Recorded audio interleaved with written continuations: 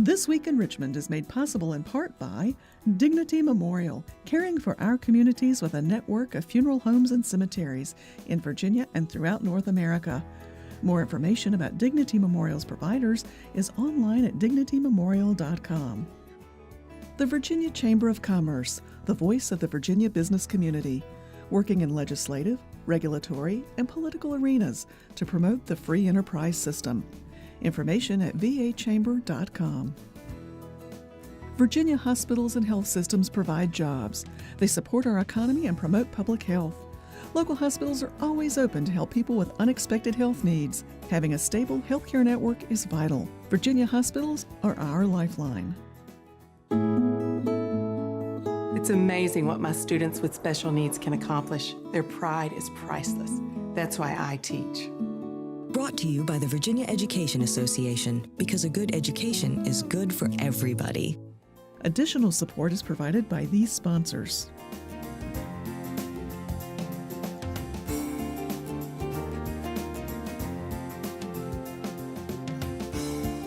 And by the members of Virginia's public television stations. Thank you.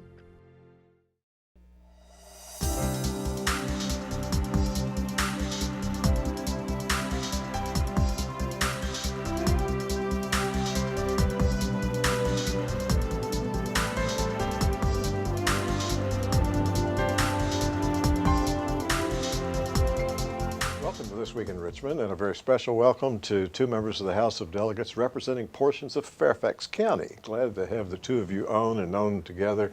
Delegate Vivian Watts, who Great to see you. Served for a while in the House and then was one of the cabinet secretaries and then back again, and now already up to number 10 in seniority on this time around. That's a neat license plate. That is. And Delegate Eileen elected and began serving in 2010. That's right. And already, your class is already the class that's about midway. 54 now. Yes, right. Midway. So appreciate your being on. We're having a conversation just before the session winds up, but people are seeing this now when you're back home before the reconvene day. What issues would you want to tell them about that both of you have been working on? And there may be some issues that will linger on into the reconvene that you would want to mention. So.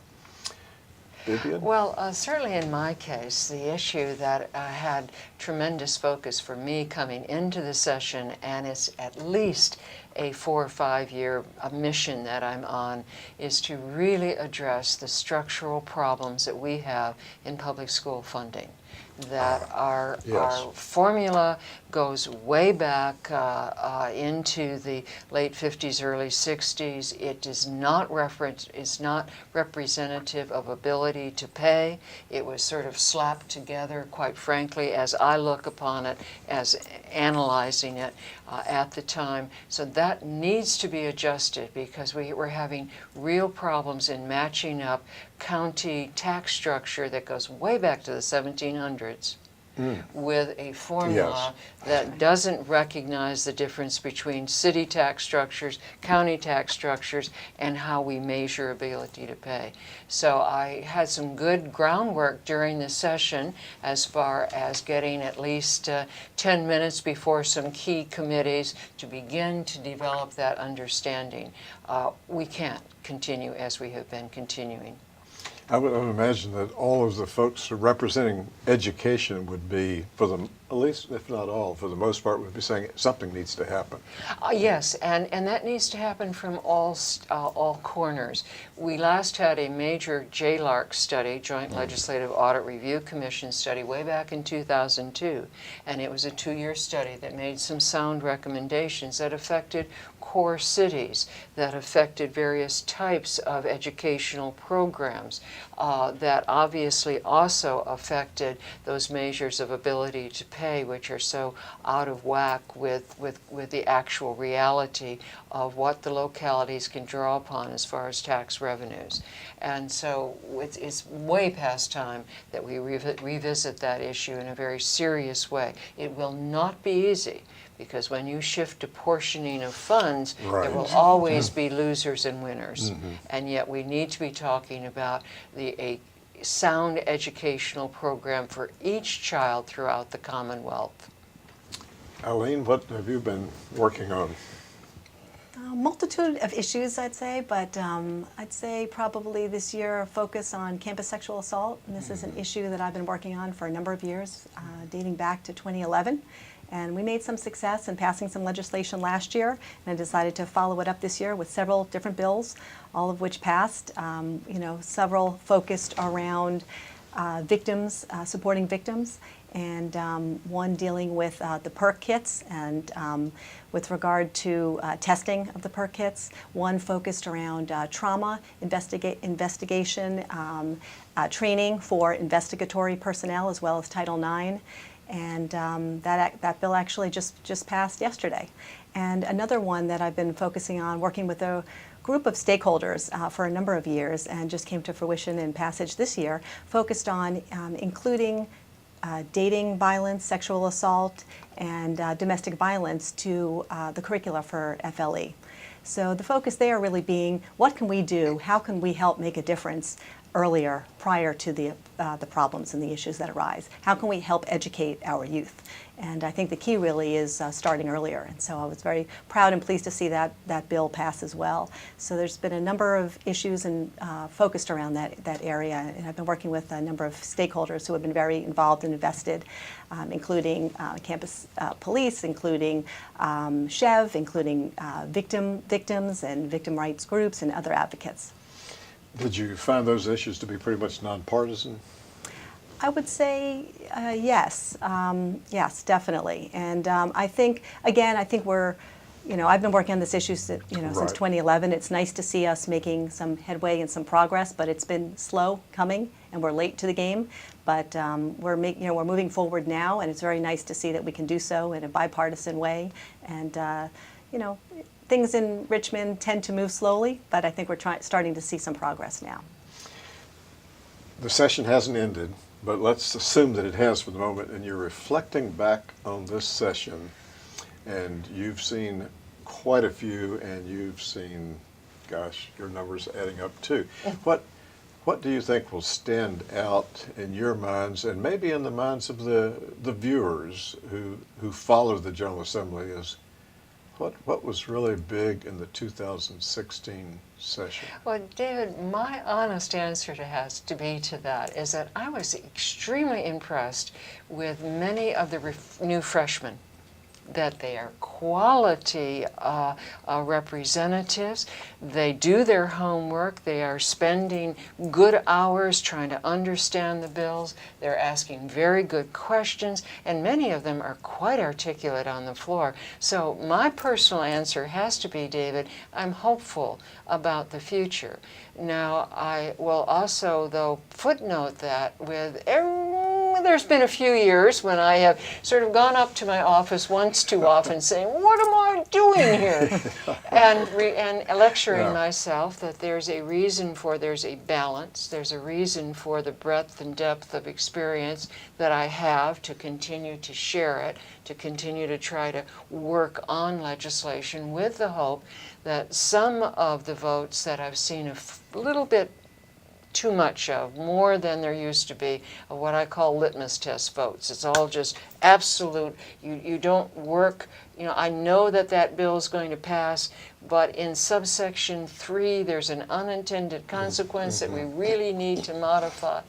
And I just have to hope that that kind of institutional knowledge, substantive concern will in fact be planted in the Assembly, that I can play a role in helping that dialogue continue, because as we meet for such a short session, one of the absolute shortest in the nation, it is so important that we as citizen legislators bring that to the table, that we take the business very seriously.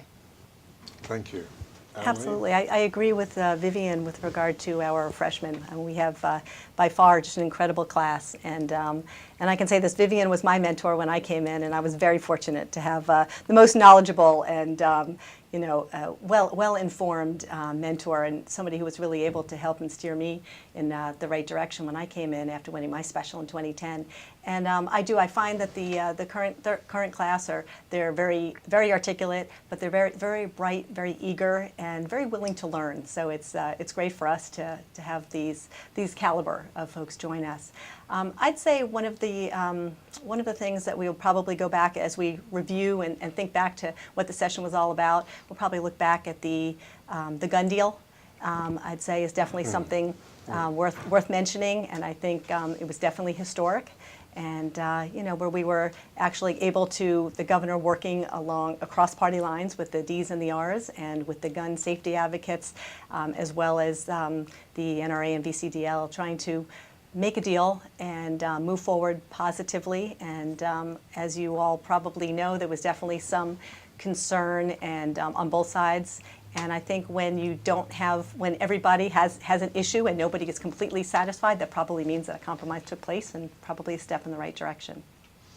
Now, in your service on the courts committee, I don't know for how many years you've been doing this, but on the floor, Delegate Albo, I think, was indicating that there are certain things that you're passing in courts going to cost money, and Democrats need to go to Delegate Vivian Watts and to try to prioritize those. So that certainly is an extra challenge that you and your colleagues have on that committee to determine which bills. A quick thumbnail perspective of what we're dealing with. A number of years ago, Delegate Chip Woodrum, who represented the Roanoke area, got a piece of legislation passed, and we call it the Woodrum Amendment. And what it says is that whenever you pass a criminal law that will increase the incarceration, the number of people in prison, there is always a impact statement that is drafted up of what that cost will be over the next 10 years.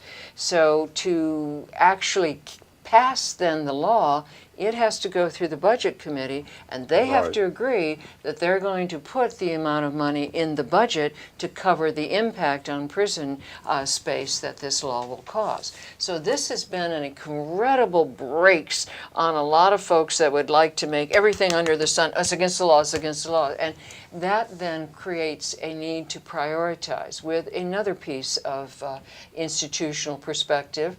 Because of the tremendous load of the number of bills that the courts committee considers, and we consider more almost combined than all other committees combined, you don't have time to serve both on the courts committee and on the appropriations committee, whereas every other committee in the General Assembly, very often the chairman of the Health, Welfare, and Institution will be on the appropriations committee, so that when legislation comes in those fields, you have good knowledge of what the issues are involved. Not so at all when it comes to criminal law. So we became rather frustrated a few years back with that process and said to the Appropriations Public Safety Subcommittee, you tell us how much money is available and let us then weight the bills that we have considered as to what we think has the highest priority. Chairman Albo has always basically done it 2/3, 1/3 as far as the reflecting the party split, and that is how it's determined. One other quick observation I would make overseeing these impact statements, if you come up with a new law that is absolutely never been done before, but by God, that ought to be against the law to touch that flower. Then the impact statement doesn't quite know, because we don't have anybody in prison for touching flowers, and so it's sort of a guesstimate of $0 or maybe $50,000 impact, but it's totally a marginal figure. If, on the other hand, a area that I am very concerned about, there's a whole body of law called Indecent Liberties Against Children, and it is not properly structured as far as the degree of penalty based on how young the child is or the relationship of that child to the perpetrator, whether they are a family member, for example, or someone in a role of trust. So I have tried to clarify that law so it better reflects those factors, and I get back an impact statement of $4 million. And so no way is that correction made because the budget won't absorb it. But that is what needs to be done. And so this whole process has indeed been somewhat frustrating to those of us who spend so many hours trying to parse through the criminal law. Quite a challenge, quite a challenge. And I want to thank each of you for being on This Week in Richmond. It's a busy day for you all. Appreciate your coming on and helping our viewers get a better understanding of the issues and of this part of the process too, and the budget. So thank you both. Well, you're Thank welcome. you, It's our David. pleasure.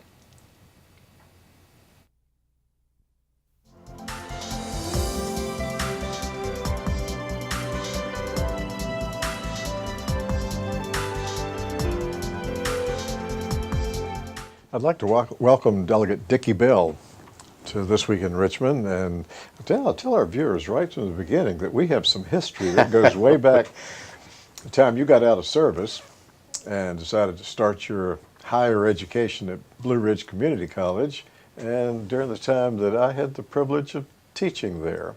And it's been great to watch you in the House of Delegates and see your work, particularly on education issues. And while you've worked on any number of issues, education, maybe because you were a special ed teacher for many years, but education has been sort of one of the main issues, rising to the point of being the chair of the subcommittee on elementary and secondary ed.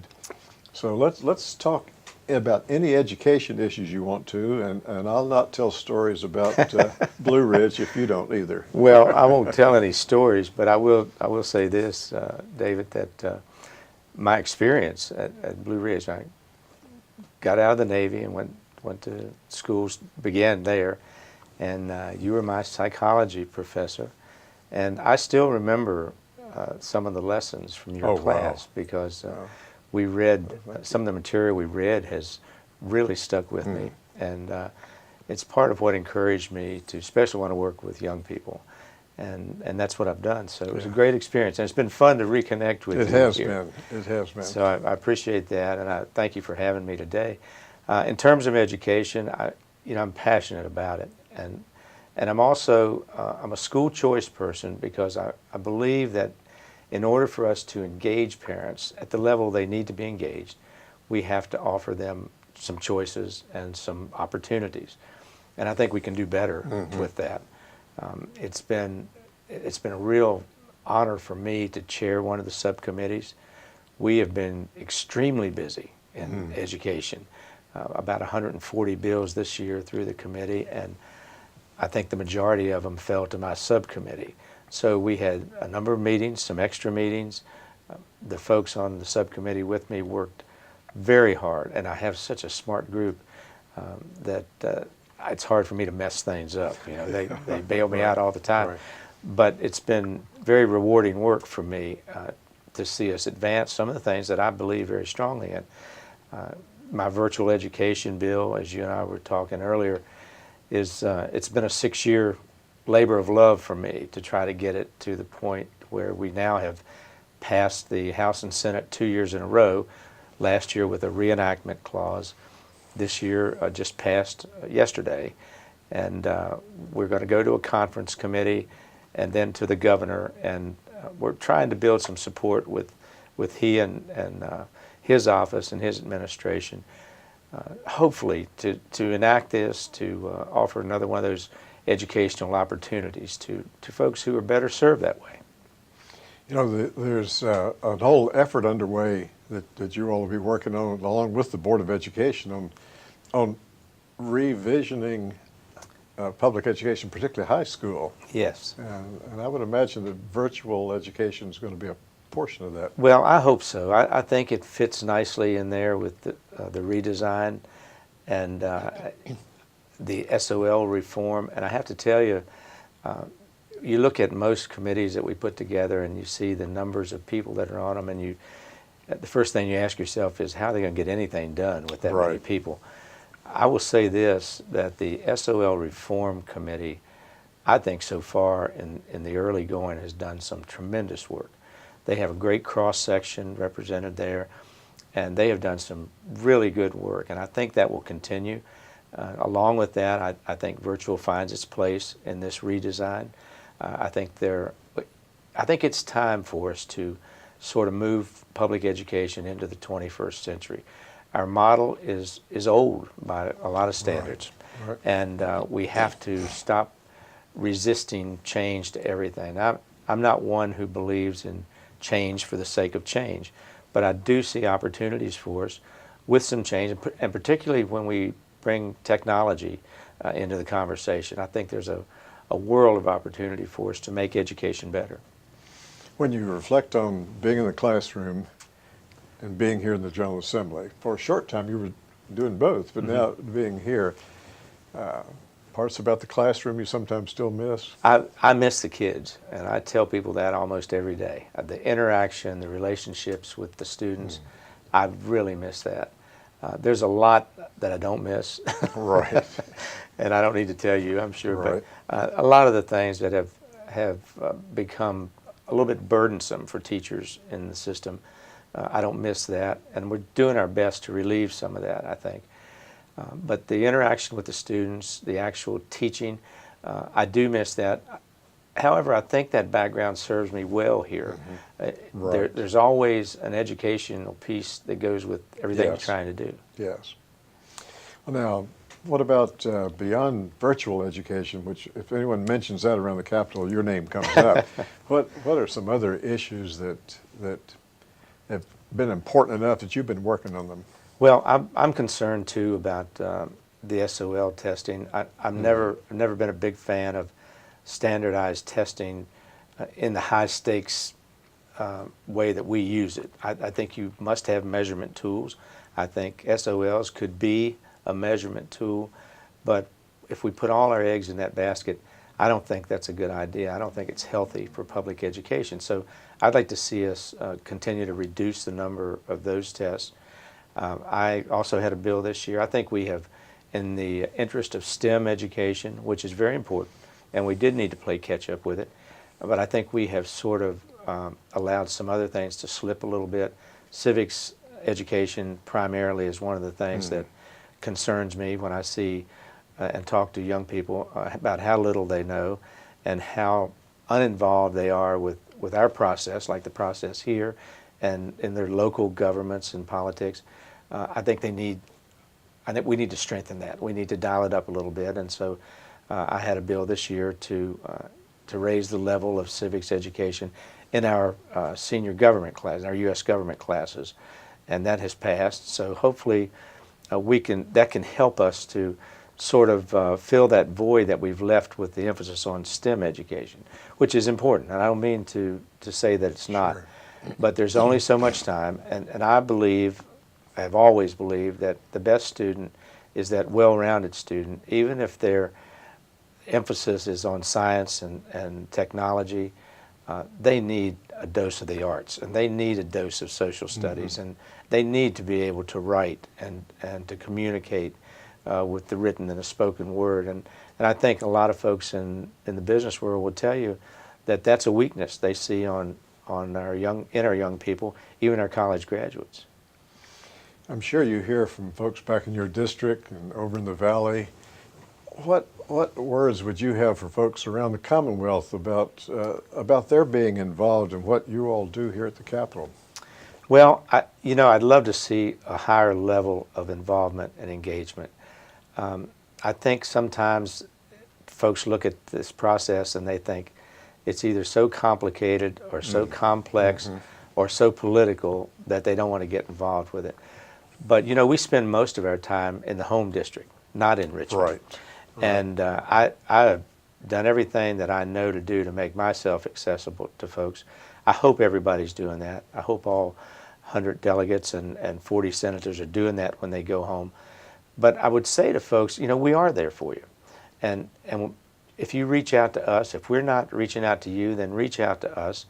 And I think most of us are happy to sit down with you, to explain things in layman's terms as best we can, because you get wrapped up here in the legalese sometimes. The way bills are written, they're hard to understand. Some of the language that takes place here, it's hard to follow for an average person. And I know that, I understand that. I consider myself more like an average person, so I know how hard it is to keep up sometimes. But I would say get involved at some level, at the lowest level, which is your own local government, that's the best place to get involved. That's where I got involved. And I'm not saying that's the very best formula, but it's a pretty good one. Thank you very much for being on This Week in Richmond, and appreciate the work you're doing. Thank you, David. It's my pleasure.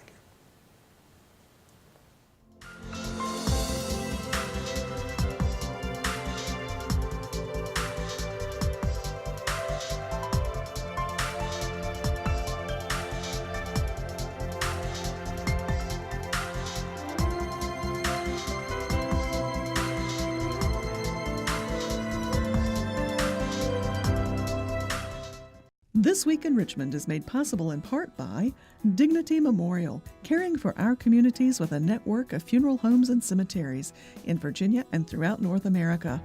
More information about Dignity Memorial's providers is online at dignitymemorial.com. The Virginia Chamber of Commerce, the voice of the Virginia business community. For jobs, the economy, and public health, Virginia Hospitals, our lifeline. The Virginia Education Association, because a good education is good for everybody. Additional support is provided by these sponsors.